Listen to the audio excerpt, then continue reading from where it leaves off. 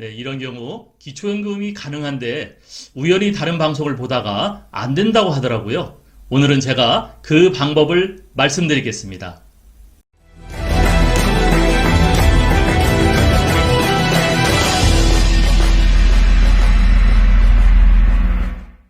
네, 요즘 기초연금에 대한 관심이 아주 뜨겁습니다. 대통령 후보로 나온 분들의 기초연금 공약 때문에도 그렇고요. 또 요번에 110대 국정과제에서 기초연금에 대한 수정론이 계속 이야기가 되고 있어서 그런 것 같습니다. 저도 지난 시간에요, 우리 기초연금에 대한 긍정적인 공론화를 시켜달라고 제가 말씀을 드렸었죠. 유튜브나 우리 그 뉴스 같은 데에 좋아요나 댓글을 달아주시면요, 그것이 상위에 랭킹 돼가지고 많은 사람들이 볼 수가 있습니다. 네, 저도 그 칼럼을 좀 계속 쓰고 있습니다. 기초연금에 대한 칼럼을 쓰고 있는데 네이버에서 제 이름을 검색하시면요, 제가 쓴 글들을 많이 보실 수가 있을 겁니다. 여러분들도 또 참고하시면 좋겠습니다.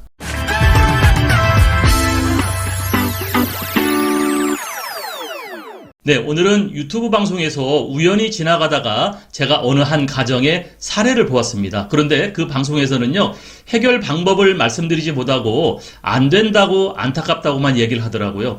그런데 제가 보니까 그 가정은 해결할 수 있는 방법이 있었습니다. 제가 금융기관에 30여 년을 근무를 했었거든요. 근데 저의 눈에는 그 방법이 보였습니다. 오늘은 제가 그 사례를 말씀드리겠습니다. 네, 오늘은 기초연금 소득 인정액 산출 방법에 대해서 먼저 간단하게 말씀드리고 그 사례를 가지고 말씀드리겠습니다.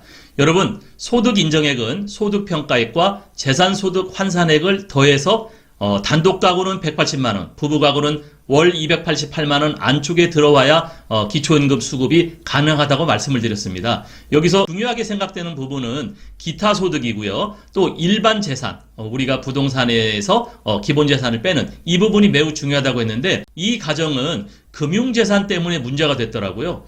그 가정의 사례를 보니까 대단히 안타까웠습니다. 그 사례를 가지고 말씀드리겠습니다. 네, 경기도 성남시에 사시는 한 사례자의 고민입니다.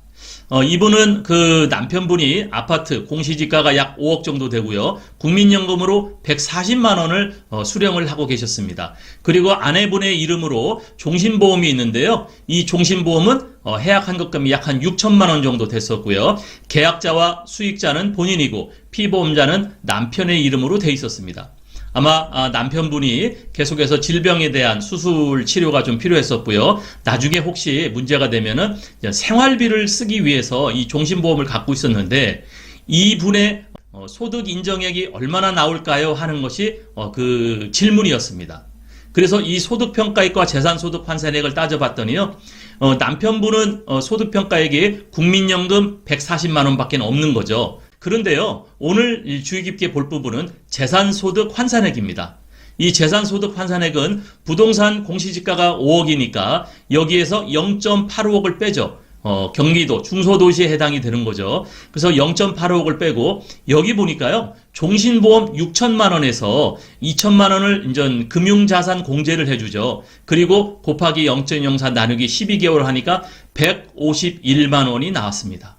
그래서 이번에 소득 인정액은 140만 원 더하기 151만 원에서요, 291만 원이니까 너무너무 안타깝게 부부가구 288만 원 안쪽에 들어오지 못하기 때문에 이분은 탈락을 하게 되었습니다. 그런데 이분이 이 종신보험만큼은 내가 이거를 해약할 수가 없다. 왜냐하면 남편이 지금도 질병의 치료를 받고 있고요. 계속해서 수술이 이어질 때 그 수술 급여금을 받아야 된다는 얘기였었거든요.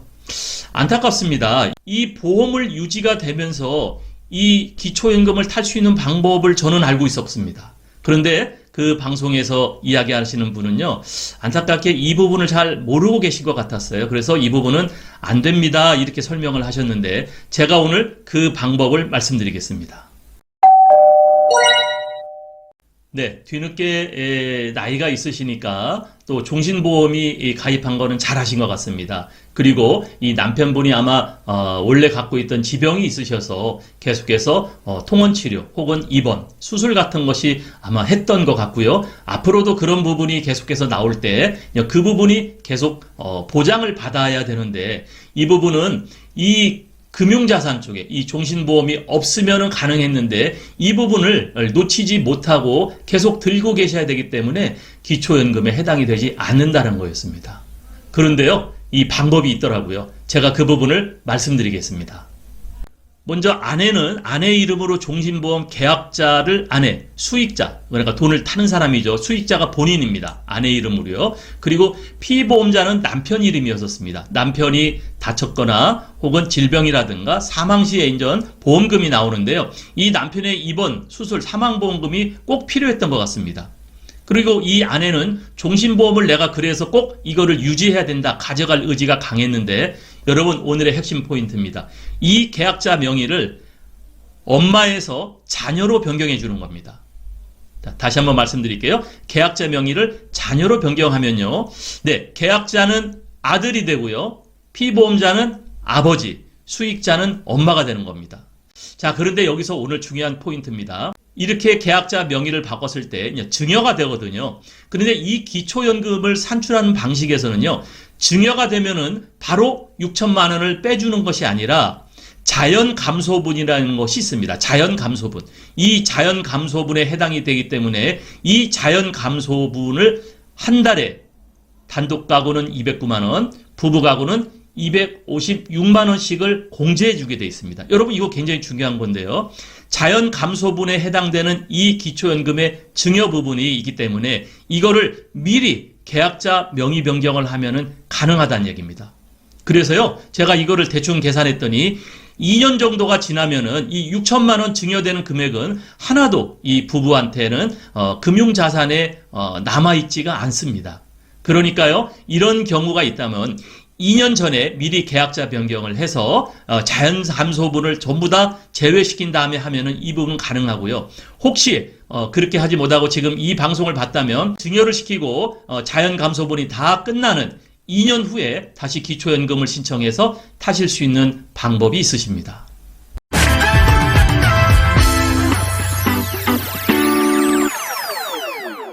여러분, 보험 상품 많이 가입하고 계시죠? 주로 아내가 계약자고요. 이 남편분이 피보험자, 이렇게 이제 가입하시는 분이 많은데, 이렇게 기초연금을 타실 적에는 증여를 하시되 미리 증여를 하셔야 됩니다. 그래서 자연감소분이라는 제도가 있기 때문에요. 6천만 원 해약환급금이 있어도 내가 증여하면은 바로 기초연금을 수령할 때 제로가 되는 것이 아니라 한 달에 256만 원씩을 제하고 나서 산출이 되기 때문에 2년 동안은 기초연금을 수령 못 하거든요. 그래서 여러분들이 65세가 되기 한 달 전에 기초연금을 신청하라고 하셨죠? 그러니까 2년 전에 미리 사전에 이 계약자 변경을 해놓고 65세가 돼서 신청하면은 금융자산 해당 없이 기초연금을 받으실 수가 있습니다. 자, 이분의 사례는 어떻게 바뀌었을까요? 계약자를 변경한 이 사례자의 문제가 해결됐습니다. 아내는 종신보험이 없는 거죠. 2년 전에 아들 명의로 계약자 변경을 했기 때문에 자연감소분이 이미 다 처분이 돼서 제로가 되는 겁니다. 아파트 공시가 5억만 남아있고 국민연금 140만 원만 수령하고 있기 때문에 이분의 소득평가액은 140만 원, 그리고 재산소득 환상액은 138만 원이 나오기 때문에 이 가정의 소득 인정액은 278만 원으로 부부가구 288만 원을 줬기 때문에 수급이 가능하다는 것입니다. 네, 여러분, 이 기초연금을 산출하는 공식이 다소 복잡하고 절차가 있습니다. 그래서 제가 가능하면 여러분에게 그 절차를 설명을 해드리려고 하고 있고요. 또 방법이 있다면 그 방법을 여러분에게 이런 방법도 있습니다 말씀을 드리고 있는데요. 여러분들이 저의 방송을 계속 보시면서 지식을 갖고 계시고 그 지식을 갖고 여러분들이 하나하나 계산을 해보면은 내가 가능하다 불가능하다가 나올 겁니다. 그리고 여러분들이 지자체 주민센터에 가서 담당자에게 이야기할 때도요, 여러분이 떳떳하게 이러이러한 방법 때문에 이렇게 처리를 했다 말씀하시면 여러분들이 충분히 그 담당자를 이해시킬 수가 있습니다. 여러분, 그 주민센터의 담당자들은 2년마다 한 번씩 이렇게 인사발령이 나서 자리를 바꾸거든요. 여러분, 그 사람들이요, 저나 여러분만큼 이 기초연금에 대한 지식이 없습니다. 갖고 있는 매뉴얼 가지고 그냥 얘기를 하는 거거든요. 그래서 여러분들이 공부를 해서 하나하나 차근차근 이야기를 하시면은 충분히 받으실 수가 있습니다. 네, 오늘의 영상 결론입니다. 부동산이나 금융자산을 사전 증여 시 자연 감소분을 유의해라. 제가 이렇게 말씀드리고 싶습니다. 그래서 먼저 여러분들 기초연금을 여러분 인터넷에 복지로라는 곳이 있습니다. 복지로를 들어가서 거기 기초연금 모의 계산하는 게 있거든요. 거기에 지금 여러분들이 갖고 있는 어떤 그 자산, 그 다음에 부동산 이런 것들을 넣어보시면은 내가 가능하다 불가능하다가 대충 어바웃으로 계산이 돼서 나오거든요. 그걸 보시고 여러분들이 한번 확인해 보시는 게 좋고요. 모의 계산을 해본 다음에 내가 이 부분이 넘쳐서 안 되는 거구나. 이거를 요인을 한번 파악해 보십시오. 그것도 여러분 굉장히 도움이 됩니다. 그리고 오늘의 핵심입니다. 여러분 증여를 하시면 됩니다. 증여를 하시는데요. 자연 감소분에 유의를 하셔야 됩니다. 예, 증여 시의 자연 감소분은 단독 가구는 209만 원, 부부 가구는 256만 원씩 2022년도 기준에 자연 감소를 매달 빼낼 수가 있거든요.